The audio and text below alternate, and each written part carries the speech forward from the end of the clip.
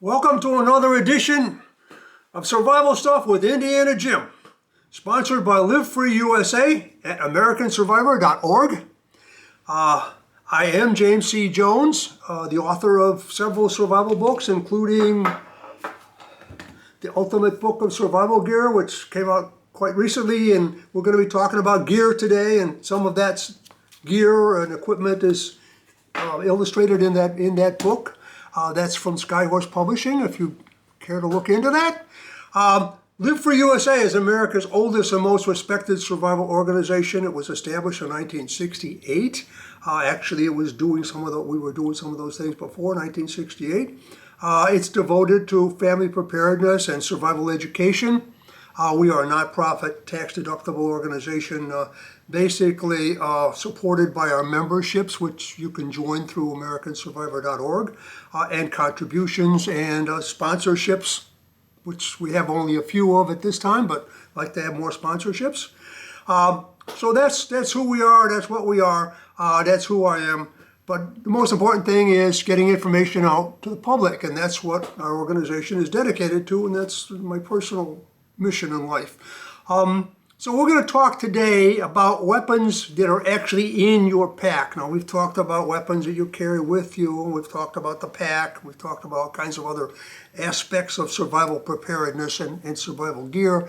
These are the weapons that actually go in your pack, so we like to say, this is grab and go. I don't have time to rush around, grab my rifle, grab this, grab ammunition, all this kind of stuff. I just the pack and I'm out of here. Okay, so you got to have some kind of weapons in your pack. And we're also focusing on survival, that is, weapons that you can use to take small game, to keep you supplied with food, especially when we're talking about the survival pack versus the evacuation pack. Evacuation pack is just for like 3-4 days, gets you to the FEMA shelter, God help you, or to your relative's house where you're going to dig in until the disaster is over or until you can go back home and everything is back. The survival pack is supposed to keep you going indefinitely, so you can convert from short-term survival with the food you've got in the pack. So you can gather your own food. So you may have you may do foraging and edible plants, and also taking small game and fishing and all that kind of stuff. So the weapons in your pack that we call survival pack weapons are not intended for combat. They're not intended for self-defense, although they might have some applications there in a desperate situation. They're meant to take small game. So they have to be small and collapsible, obviously, to fit in your pack. They have to be lightweight but durable. They have to use light and available ammunition. In other words, ammunition that you can either carry with you easily or that you can improvise, and that don't take up a lot of room. They have to be effective for hunting small game, as I said, and they are generally not self-defense and combat weapons. So that's what we're talking about today. And the first one we're talking about goes way back to when I was a kid. My first survival packs and my first survival packs that I had is basically a Boy Scout, and then on as I became involved in survival education was a slingshot. Now, slingshot is a pretty effective weapon. If you practice with a slingshot, as a kid, we could hit, at TV antennas on people's roofs with a slingshot. You can get very accurate with them. Slingshots are very compact. They're silent. They fire, you can shoot steel ball bearings, you can shoot marbles, you can shoot small pebbles and rocks. So ammunition is always available. I would also recommend that whatever kind of slingshot you get, you get a couple of spare bands, because they do tend to wear out and break, and under survival conditions, you're not going to be able to walk on down to the sporting goods store and get some spare bands. So anyhow, survival slingshots, you can go to Google, look up survival slingshots. You'd be surprised. There's literally scores and scores, or maybe even hundreds of different variations. There's the wrist rocket that goes on your wrist. There's our old ones that we used to use, Whammo, that was the brand. But there's a number of these. You can go all the way from this is about, I think this thing costs less than $10. It fits in your pack real nice. It'll fit in your pocket real nice, even in your miniature survival kit. You know, if you got a tiny survival kit, you could fit one of these in there, and you got some kind of a weapon. And again, you want to have at least, you know, one spare band for this. In fact, you can see, if you look closely, you can see that this band here is starting to deteriorate. So you have to always check things out. So anyhow, you can get this survival slingshot. Definitely want to have something like that in your pack. You can go all the way to the other extremes. This is a survival slingshot, and this is about 40 bucks, I guess, if I remember correctly. It's got the wrist, which gives you a lot more strength, because you could put it on your wrist. I'm going to back up a little bit here. So you can put this on your wrist. You've got a lot of power there, and you could take down, you know, rabbits and squirrels and, you know, any kind of small game, birds, that kind of thing. And this is, like I say, this is a survival slingshot. It's not real compact. You may not want to go this far. This is 40 bucks. I'd say that you could probably get away with a $10 or $15 slingshot. Wrist rockets are good. Some kind of wrist rocket. The wrist part folds up. And they're pretty compact, but this one's a little over the top, and it does have, you can store ammunition in the grip, and this will fire steel ball bearings of various sizes, including these larger ones and also these smaller ones. Obviously, you get more velocity and range, but less impact out of the smaller versions. But you can carry quite a few of these. In fact, all of these will go in the stock. There's some in the stock already. You can go a little crazy with slingshots. I found one that's like $200, and it has a laser sight on it. Or you can get the basic Daisy and Whammo wrist rockets, pocket rocket brands. These run for about $15 to $20. So, you know, that's probably where you want to go, but definitely slingshot, first choice, must have, almost a must-have item in your pack. If you lose everything else, you got some kind of weapon.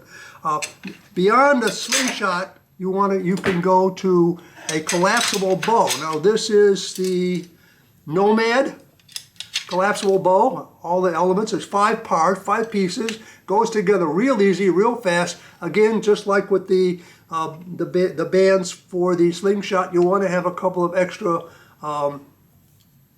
bowstrings along with you. So you can get the Nomad, which is a really nice one, and it's a 5-piece with 4 breakdown arrows that it comes with. And I got more, I got extra arrows, but these are breakdown arrows, because obviously the arrows won't fit in your pack, they'll be sticking out. But the Nomad comes with breakdown arrows, so you can see here that they thread together.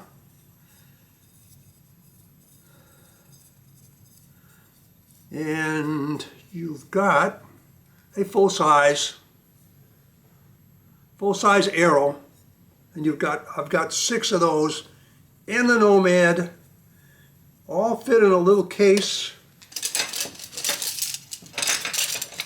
in my pack.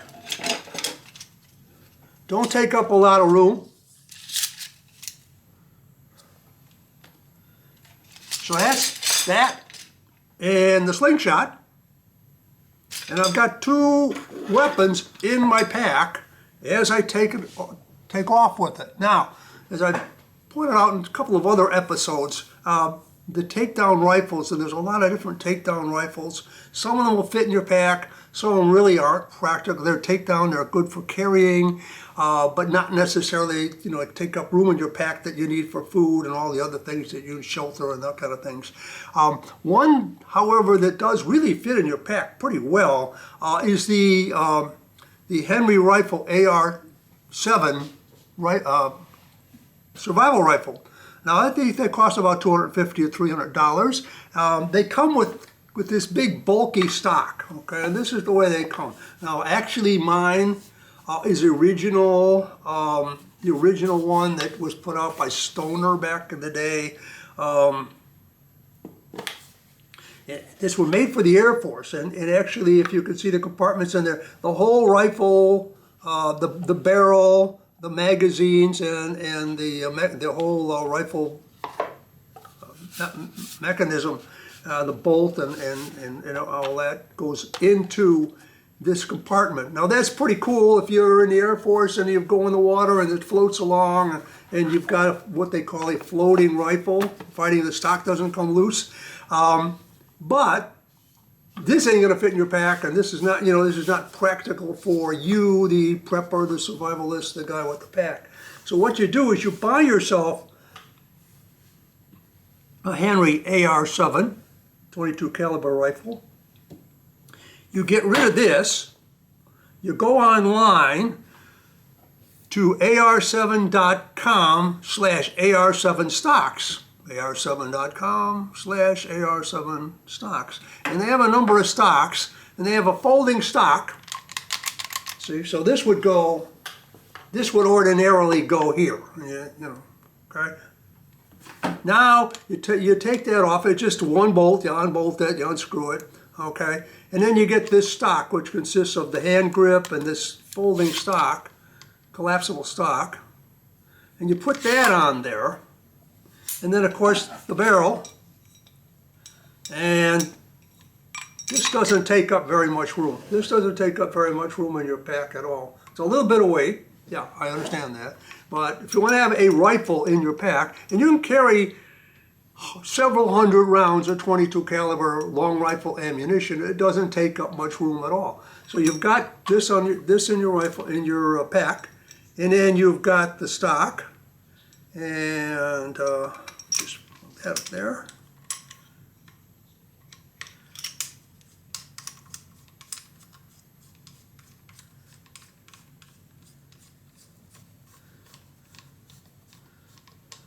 And you've got yourself a fairly complete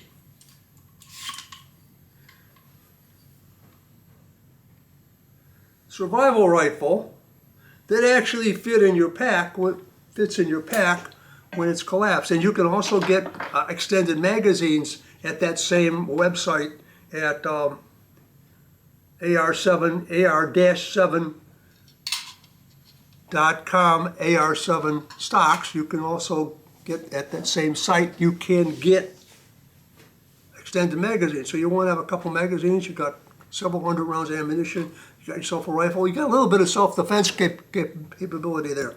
Now, in some cases, I know some folks too, that they keep a handgun in their pack.